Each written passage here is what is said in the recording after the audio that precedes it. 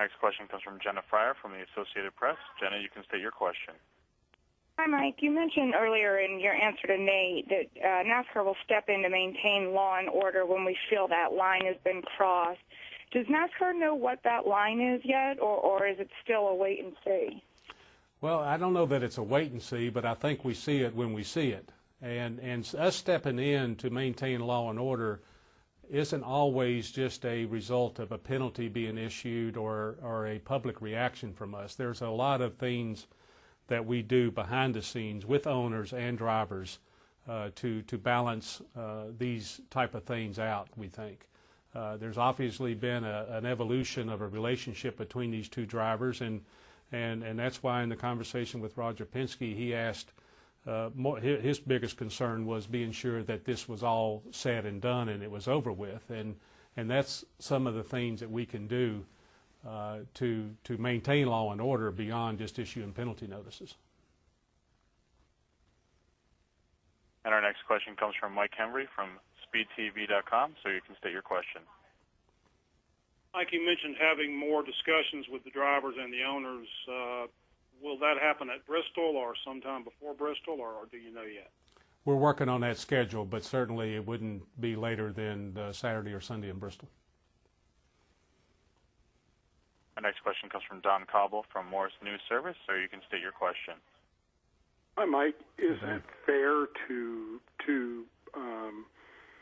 say that your decision with Carl here wasn't based on just that one incident at the end of the race at Atlanta, but maybe the whole body of work between these two?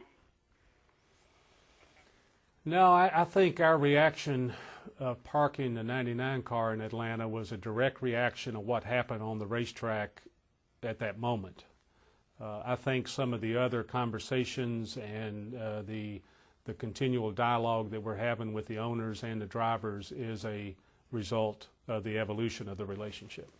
But I think our reaction Sunday afternoon of putting Carl in the garage for the rest of the event and the probation is a result of the single incident that happened between the 99 and the 12 in Atlanta. And our next question comes from Claire Lang with Sirius NASCAR Radio. Claire, you can state your question. Thank you, Mike. I've been seeing coverage of this, Diane Sawyer in the Nightly News, Nightline, and attention that NASCAR hasn't, always been getting. Is any publicity good, or the talk about settling scores and this crash and drivers taking it out on each other, is that good for NASCAR, or is it not? Well, you'd have to ask 25 different people, and you'd probably get 25 different opinions of what's good and what's not. Again, I go back to the most serious issue from Sunday was the 12 car getting off the ground, and I think that also contributed to the spectacle of the episode. So we're very concerned and very aggressive at trying to figure out how to that not happen again. Any car getting airborne at a racetrack is something that's high on our priority list to correct. Our next question comes from Dustin Long from Landmark Newspapers, so you can state your question. Yes, Mike, I wanted to ask you, looking back even to last year, toward the end of the season, you had the incidents at Homestead, and I know you talked about how you penalized those, and you have the incident in Atlanta. Now you're starting to see these payback incidents more often at higher speed tracks than, say, the short tracks. At what point does that become a concern when you're talking about potential paybacks at tracks where they're going 180 miles an hour or more? And also, because you've talked about the seriousness of the 12 getting airborne, can you also address what you guys are doing at this point to look into that issue? Well, I go back to separating the two. The 12 car getting airborne is an issue, and I'll talk about how we're addressing that in just a second. I think to your first part of your question about our reaction, it comes from an epidemic level maybe of how often, how routine.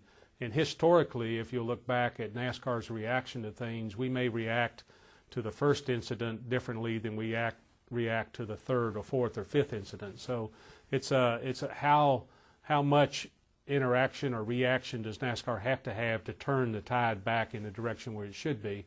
And that's typical on any penalty, whether it's a payback in Bristol or a payback in Daytona, and we've had them all over the map everywhere we go. But it's also it's also typical of NASCAR's reaction to a direction that crew chiefs may be going in the garage area with different things. We'll escalate our reaction to prevent the direction that maybe we think is going in the wrong direction and turn it back around. What we're doing right now with the 12 car is studying it, and we've got a lot of technology with data recorders, just like we did with the 39 car in Talladega. And now we've got the second element of the 12 car from Atlanta, that we can look at the dimensions of the car. We can look at the impact that the car took and the reaction of the roll cage and the hoop and different elements that we saw that did their job. But how much better can we make those components work so that doesn't happen again? We also can look from the technology, the data recorder, the speeds, all the things that we have access to today to determine the high speed in Atlanta may be on par with Daytona and Talladega now. And if that's the case, where else does that transfer to? And then we'll come up with a reaction from all that study. Our next question comes from Jay Hart from Yahoo Sports. Jay, you can state your question. Mike, thanks a lot. Can you just sort of talk about, you said you're going to talk with both drivers, car owners. Can you sort of just sort of elaborate on the message that you want to convey to Brad as well? I think we've got the idea on Carl, but what's the message you want to convey to Brad?